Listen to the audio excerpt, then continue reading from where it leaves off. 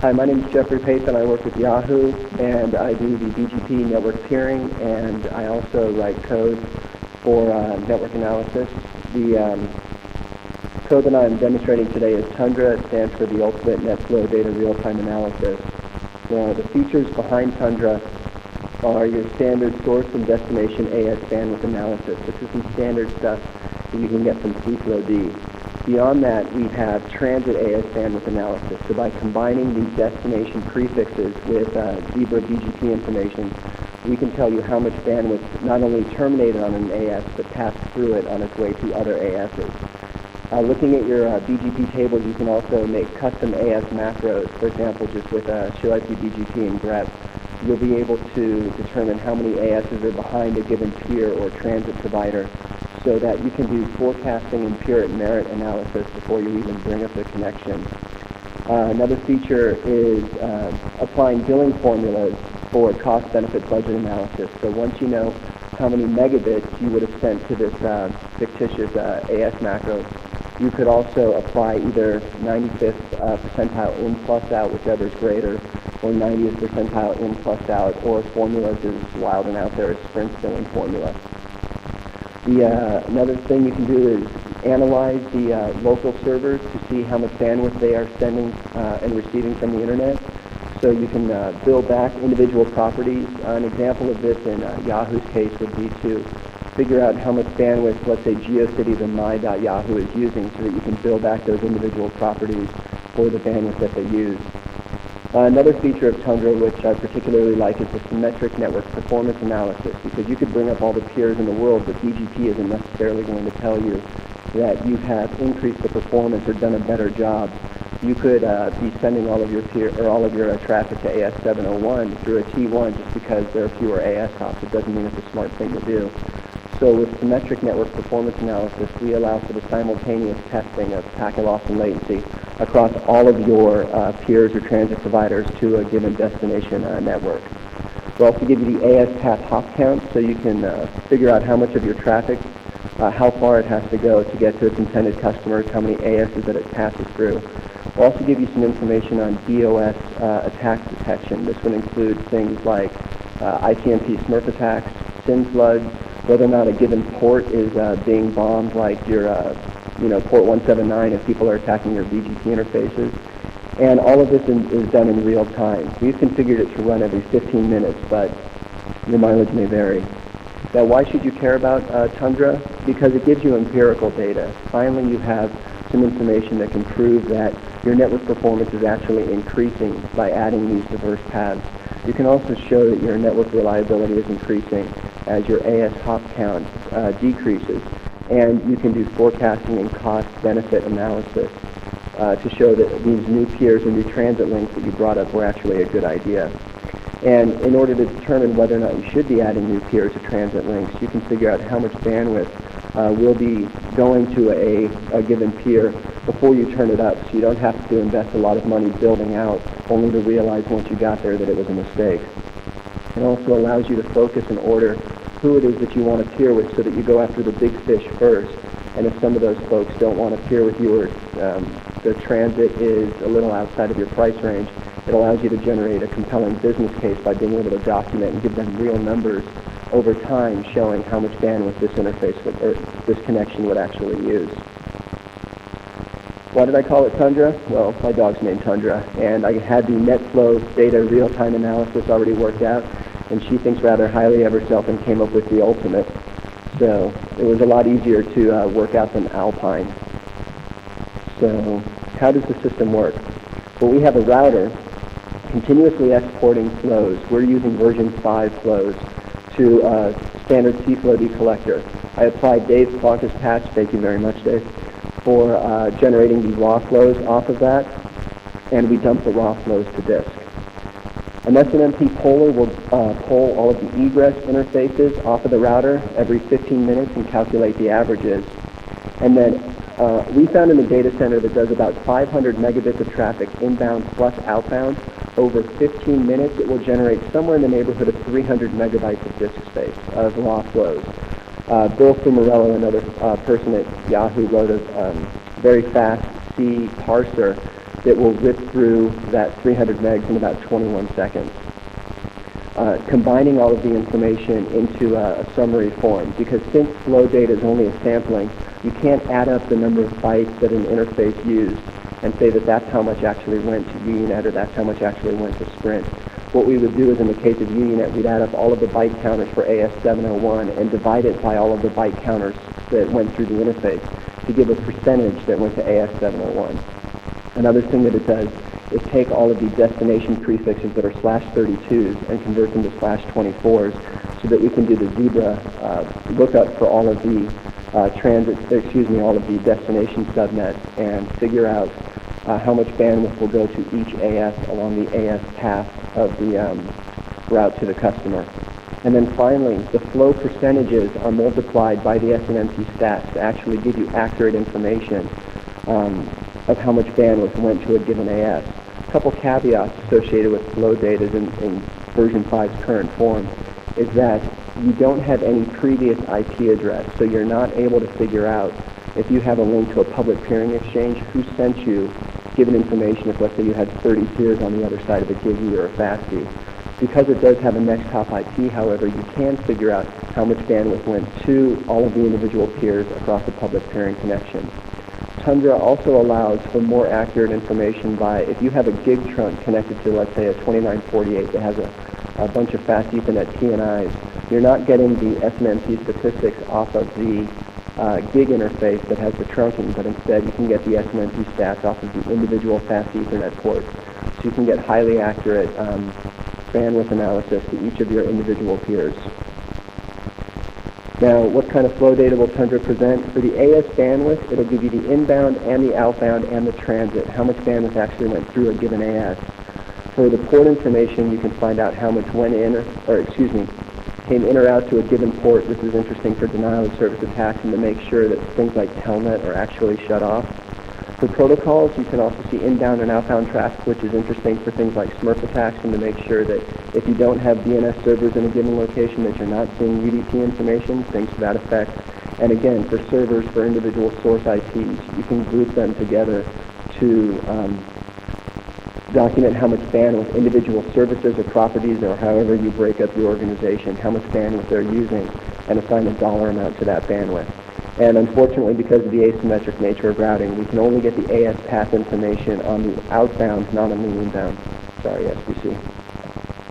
And so, an example of the graph. This data is from July 6th, 7th, and 8th. This is a Friday, Saturday, Sunday after the 4th of July. No, it wasn't a weekend. It was a Wednesday. I was trying to balance between giving really real information that's compelling, but not spilling the beans on what Yahoo actually does for obvious reasons. In this graph, you can see that the blue line on top is port 80. That is web traffic for DCX data center. It makes sense that the majority of the traffic would be port 80. You see that the green line below that is port 53. Makes sense that this data center has a East Coast DNS cache. And what's nice to see, the black line is telnet at 0, and people actually using SSH, the red line. Looking at protocol information, again, you see TCP is the majority of the bandwidth. That makes sense. The green line, again, is UDP. That correlates almost exactly to the port 53 from the previous graph. And you have ICMP down there at the red line. And what's interesting about the ICMP line is that you see that at the max it did 19.4 megs that we were paying for. So that would allow management or whoever is in charge of this network to determine, do I really want to take the time to figure out where all that bandwidth is coming from, or where all that ICMP is coming from, or do I want to let it ride? Because we're still paying for that, just like we are for our web traffic. It also allows you to determine how much rate limiting should I actually do, so something like a keynote doesn't make our service look bad, but we're still not wasting money on this. Now, for bandwidth out, this is one of the more interesting graphs showing you how much traffic goes to. The top line is UNINET, the next one is AT&T, and they go down the line. You can get an idea of how much traffic is actually terminating on the individual ASs. But it gets more interesting when you start talking about the transit data. Now, all outbound flows, like I said, have the destination IP address. We roll up /32s into /24s so that we have less processing to do. We'll break about 5 million flows down to about 50,000 unique subnets that we'll get over a 15-minute interval. Then we look up the Zebra path and remove all AS padding. And the nice thing about the Zebra BGP table is that it's identical to the local routers that you're pulling the flow data from. So if you have a different perspective of the internet from your East Coast, West Coast, Canadian, Asian, European, what have you, ISPs, you're going to get the stats, or you're going to get the actual route that those routers are going to use. And the other nice thing is that if you make policy changes, you can immediately see data migrate from one transit provider to another. If you were to, let's say, not peer directly with, let's pick AOL, you could watch as you move their ASs from one provider to another and actually verify that, yes, that's what you intended to do and that you got your prefix list or local pref or wait or however you chose to move that traffic correct. Now, looking at the graph of how much traffic actually went to versus through an ISP, this example is for UUNet. The bottom line, the red line, is the same red line for the previous graph. The area under that line, you have no choice but to send to AS701. There's no way around that. The black line is how much traffic actually went through UUNet. And the interesting thing here is the area between those two lines. Any customers that have their own AS that aren't on 701, you can make a reasonable guess that the majority of them would have any customer that would not be on UUNet's AS, you can make a reasonable assumption that they'll have their own AS, and they did that so that they can multi-home.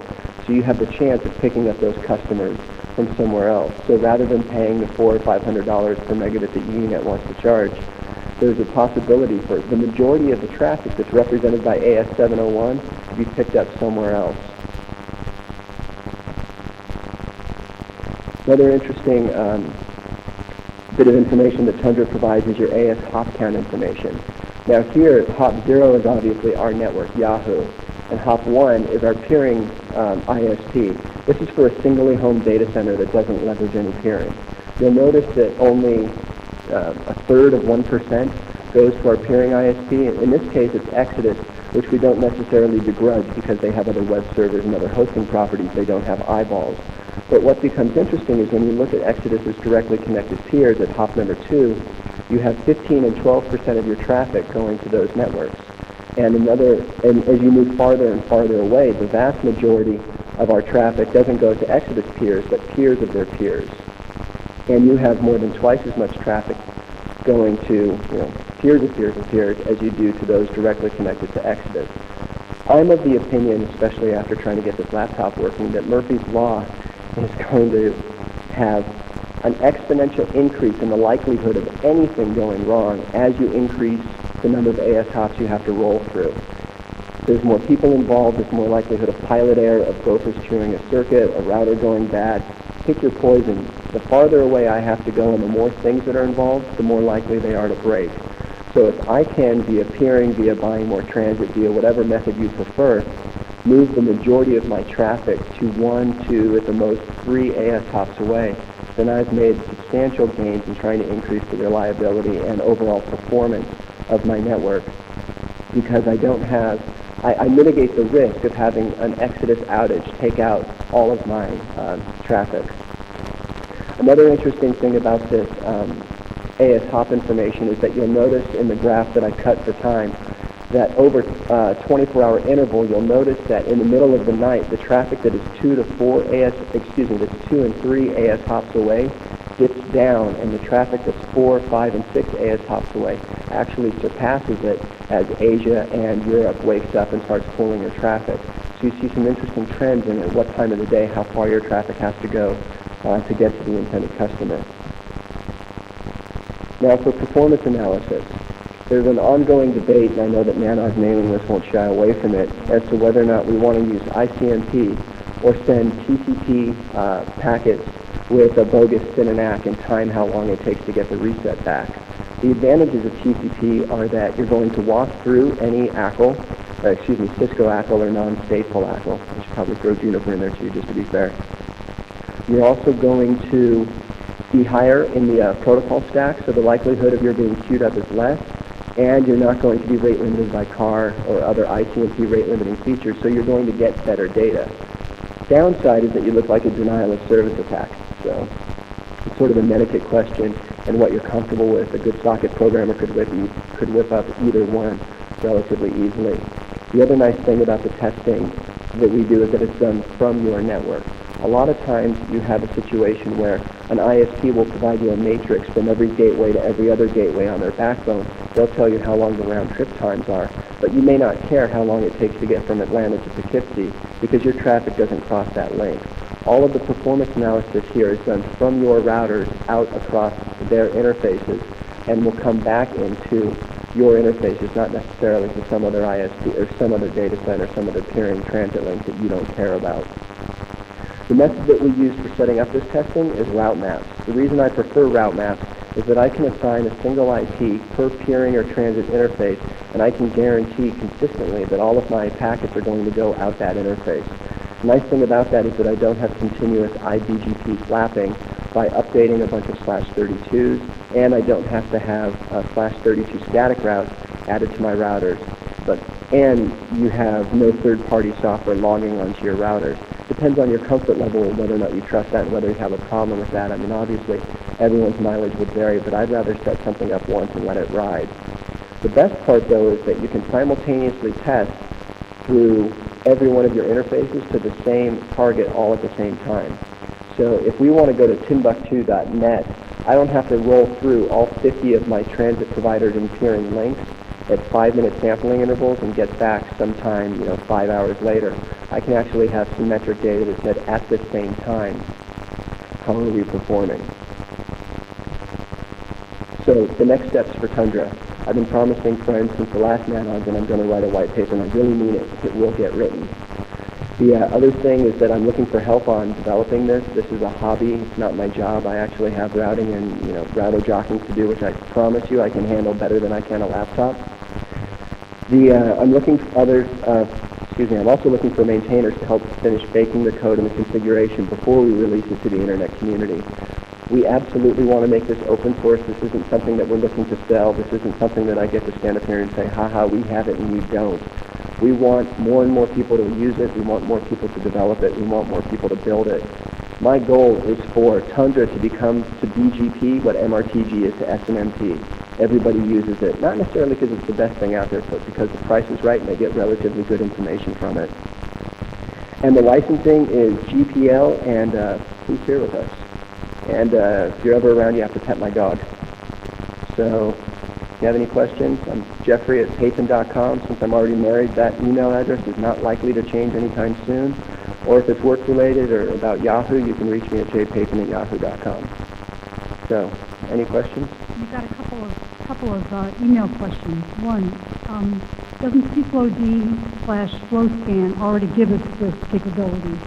It doesn't give you the transit data. It's going to give you the destination AS that stuff will terminate on, but it won't combine it with the Zebra BGP information to actually tell you how much bandwidth flows through that. Beyond that, I don't know its abilities to be able to aggregate interfaces from different locations because of time. I'm sorry I didn't delve into. If you have, let's say, 4 UUNet connections to 4 different locations, each one of those interfaces has its data stored separately so you can combine them together. So you could aggregate how much bandwidth goes out a given data center, how much bandwidth goes out a given ISP, or just a singular ISP in a given data center. So the granularity with which you can process the data is different. Also, I don't know about FlowScan's abilities to give you billing formulas. So whether or not you're 95.5 or 90% in plus out or in or out, whichever's greater, being able to apply that to give you real numbers to know what this would cost you at the end of the day. What level of machine or machines do you use to process your flow data and generate this output? We have Pentium 3 850, a little 1U box with, I think it's a 30 gig disk. And after you process the raw flow information, which if you were to generate about, let's say you would do a gig of traffic, you would be generating somewhere in the neighborhood of 2.4 gigs of data over the course of an hour if you wanted to have hourly data points. So after you process that, which would take somewhere in the order of about a minute, that data can be thrown away. What you're left with are text files that have the AS number and then how many megabits came in from that AS, went out, or went through that AS. we see on average about 7,000 unique ASs hitting our flow data. And then only that text file for each one of your interfaces is uploaded to the central Tundra server that can compile and graph all of this information. So the amount of data that you're actually moving between your data centers is relatively small, and the horsepower that you need to run this is very small. We find that the CFlowD polar takes about 20% of the CPU, and when we run the flow aggregation, it takes 100% of the CPU, but only for about a minute, or in the example that we have here, 21 seconds on this data center. Question. Do you compare the origin AS that the NetFlow record returns to the origin AS in Zebra, and how often are they different? We don't compare that information. I haven't. Sorry, can't answer that. Does anybody else have any questions? All right. Thank you for your time.